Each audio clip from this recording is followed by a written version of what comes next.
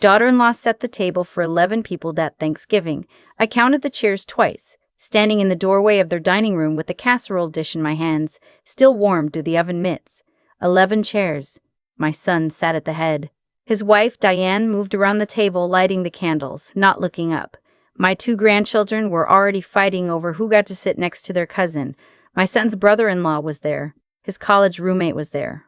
A neighbor couple I'd met exactly once was there. There was no chair for me. I stood there long enough that my arms started to ache from the dish.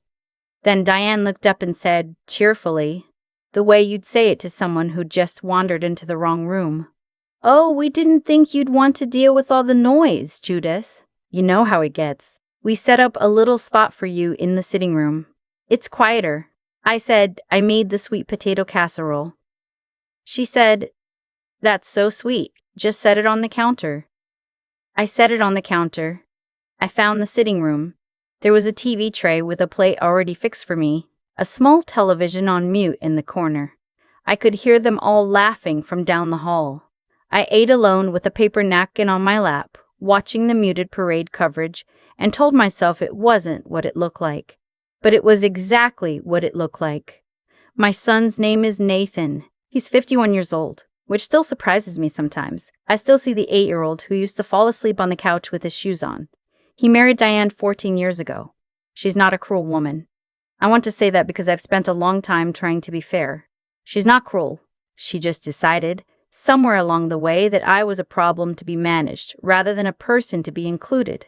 And Nathan, who I raised to hold doors open and call people by their names, let her. That Thanksgiving was 3 years ago.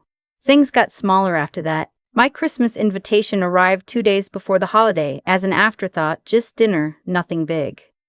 My birthday came and went with a gift card in an envelope, no visit. When my grandson broke his arm at Little League in April, I found out from a neighbor whose son was on the same team. Nathan texted me 2 days later. "Just FYI, Tyler broke his arm. He's fine." Just FYI, I kept adjusting. That's what you do, or what I did.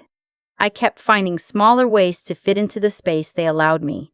I stopped dropping by without calling first. Then I stopped calling unless they called me. I found ways to stay busy so I wouldn't notice the quiet. What I didn't tell Nathan, what I hadn't told anyone, really, was that I wasn't just staying busy. I was working.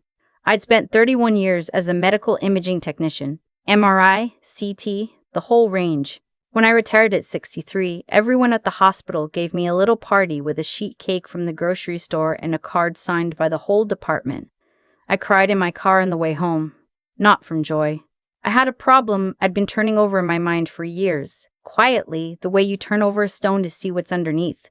The problem was this: rural hospitals were losing patients because of delays. Someone in a small town in eastern Tennessee or western Kansas would need an MRI read urgently, and the nearest radiologist was 4 hours away or backlogged for days.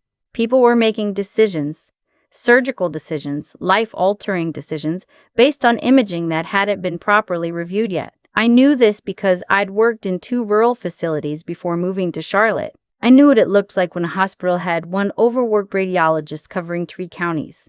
So, after I retired, I didn't actually retire. I started writing down what I knew.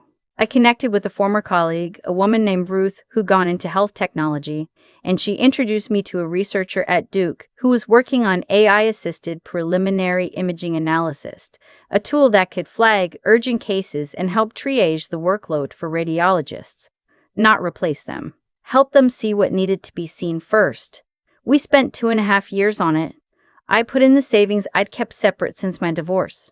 Not a fortune, but enough to matter. I signed agreements I had a lawyer review. I learned things about software development that I never expected to learn at 65. I traveled to 3 different states on my own dime to talk to rural hospital administrators, sitting across from them in conference rooms that smelled like old coffee, asking them what they needed. I didn't tell Nathan because he would have worried, or worse, he would have dismissed it. He'd always treated my professional knowledge the way a lot of adult children treat their parents' expertise, like something that probably mattered once but was now a little quaint. When I mentioned my work at one family dinner 2 years ago, his brother-in-law asked, with genuine curiosity, whether I was talking about the kind of machine at the pharmacy that takes your blood pressure. I stopped bringing it up. The December before last, Nathan called to discuss the holidays. I remember I was at my kitchen table with a cup of tea, some papers spread in front of me, a contract that needed one more review before I signed it. "Mom," he said, "I want to be honest with you." In my experience, when someone begins that way, they want to be honest with you about something uncomfortable for you, not for them.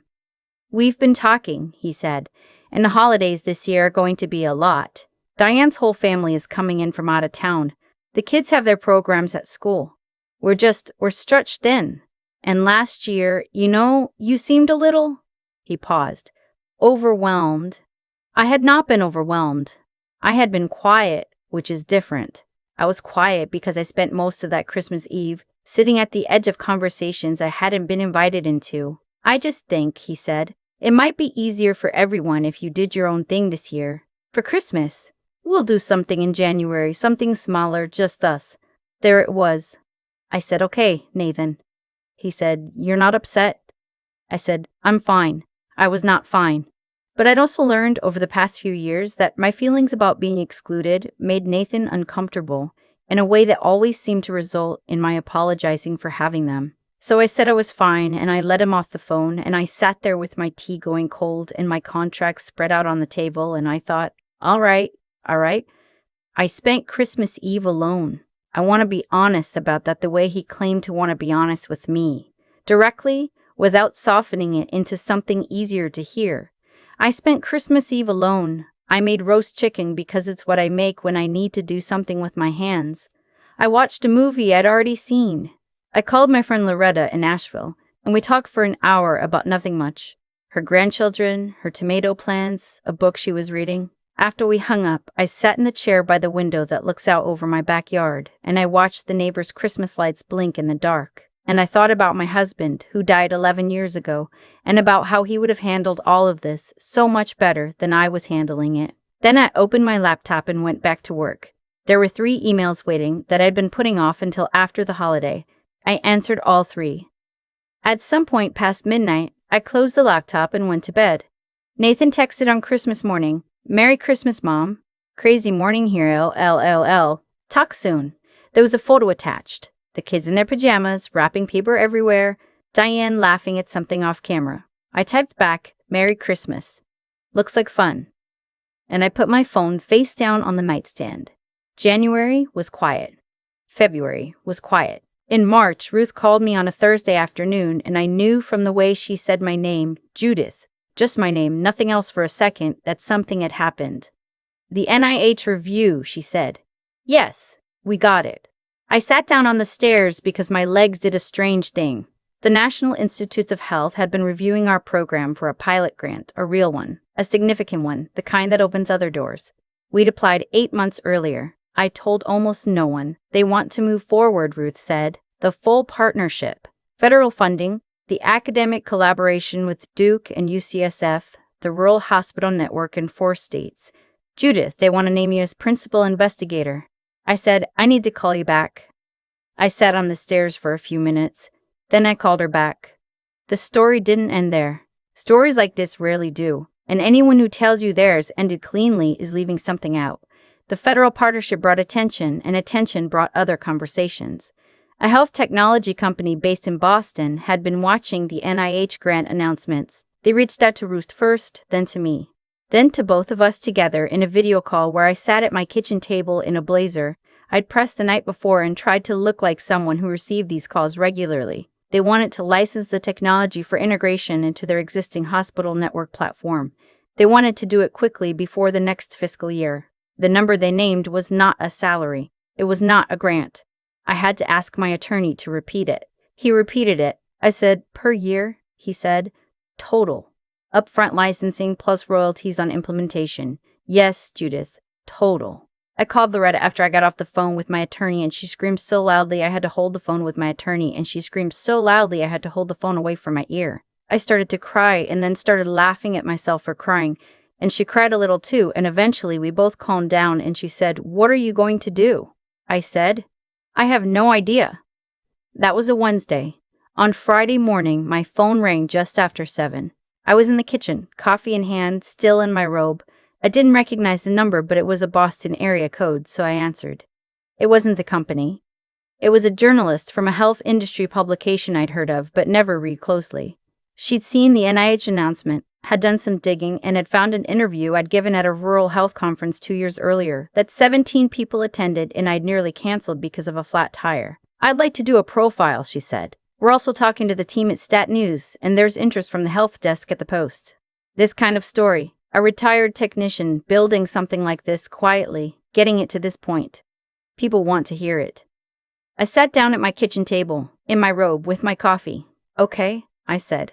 "Nathan called on a Sunday. He didn't usually call on Sundays, so I knew something had prompted it. Mom." His voice had something in it I hadn't heard in a long time, something careful. "I was reading this morning, online, there was an article." I waited. Is this you? This Judith Calloway, the imaging program?" "Yes," I said. Silence. "Mom." His voice broke a little on the second syllable, which surprised me. I hadn't expected that. "Mom, how long have you been working on this?" "Since about 6 months after I retired," I said. More silence. "Why didn't you tell me? I thought about that Thanksgiving. The sitting room, the TV tray, the casserole I'd made from scratch on my kitchen counter at 6 in the morning because I'd wanted to bring something, because I'd wanted to feel like I was contributing to something." "I tried to," I said. "Once or twice." He was quiet for a long time. Then he said, "I'm coming over." I said, "You don't have to do that." He said, "Mom, I want to come over." I said, "I know, but you don't have to." He came anyway. He pulled into my driveway that afternoon and sat at my kitchen table where I'd signed papers and answered emails and cried twice and worked for 6 years on something I believed in. And he looked around the room like he was seeing it for the first time. Diane sent a text while he was there. I saw it come due on his phone, face up on the table. "Is she upset with us?" Nathan looked at it for a moment. Then he turned the phone face down. We sat there for a while without talking much, and I poured him coffee the way I always have, 1 sugar, splash of half and half, because some things you just keep carrying with you, even when other things fall away. I want to be careful here about what this story is and isn't. It is not a revenge story. I need to say that plainly, because I know how these things can sound when you're watching from the outside. I didn't build something for 6 years so that one day my son would feel small. That's not what was in my head at 6 in the morning when I was on the phone with the system engineer in Raleigh, trying to understand why the flagging algorithm kept producing false positives on pediatric scans. What was in my head was a hospital in rural Mississippi that couldn't hold a radiologist for more than 8 months before they moved somewhere that paid better. What was in my head was a 53-year-old man I'd never met and never would meet, in a county where the closest imaging specialist was 3 hours away. The work was the work. It didn't need Nathan to validate it, or Diane to understand it, or anyone to see it. But I'd be lying if I said that Sunday afternoon, watching my son sit at my kitchen table and really look at me for the first time in years, didn't mean something. It did. I'm 68 years old, and I'm not going to pretend it didn't. The first thing I did with my share of the licensing agreement was set up a scholarship fund. I did it through the Community Foundation in Charlotte. They help you structure it properly. I named it for my husband Thomas, who spent 30 years as a high school science teacher and believed, more than anyone I've ever known, that the most important things happen in rooms that don't make the news. The scholarship is for students from rural counties pursuing degrees in healthcare or health technology, with preference given to first-generation college students. The first 2 recipients were announced 4 months ago. One is a 20-year-old from eastern North Carolina. The other is a girl from a small town in Wyoming who wants to be a diagnostic radiologist. I got letters from both of them. I keep them on my kitchen table under the fruit bowl, where I'll see them in the morning. Nathan and I are in a different place now. Not fixed. I want to be honest about that too, because fixed implies it was simply broken and now it's simply repaired, and that's not how it works. We're in a different place. He calls more. He called on my birthday this year, not with a gift card, but with himself.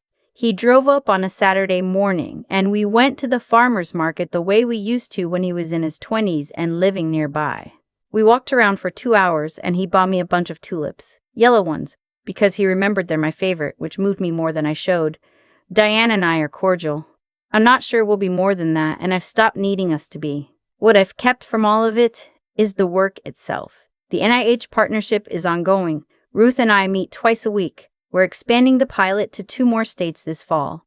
There are conversations happening about international implementation that I don't entirely understand yet, but I'm learning. I'm 68 years old and I'm still learning. I think about that Christmas Eve sometimes, the roast chicken, the blinking lights next door, the laptop open past midnight.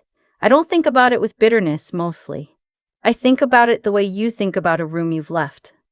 With some recognition that you were there, that it was real, and that you're somewhere else now. Loretta visited last month and we sat out on my back porch in the evening, and she asked if I ever wished things had gone differently with Nathan and Diane, that I'd pushed back sooner, made more noise.